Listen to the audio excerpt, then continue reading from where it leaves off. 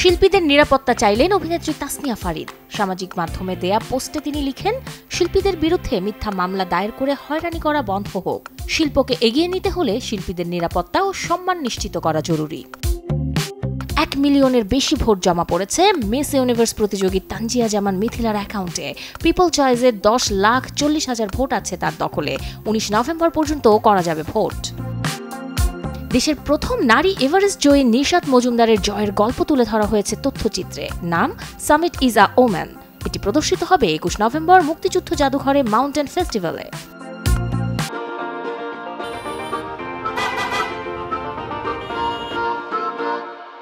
দুই ভিন্ন জগতের নারীর মধ্যকার সম্পর্ক নিয়ে তৈরি হয়েছে সিরিজ কর্মা কোর্মা, যেটি পরিচালনা করেছেন প্রীতম ডি গুপ্ত। সোহিনী সরকার ও রীতাভরী চক্রবর্তী অভিনীত সিরিজটি হইচইতে মুক্তি পাবে 23 ডিসেম্বর।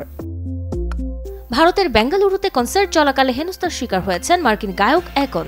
শিল্পী গান গাওয়ার সময় তার প্যান্ট ধরে টানাটানি শুরু করে একদল যুবক। এতে গান না থামালেও অস্বস্তি বোধ করেন একন।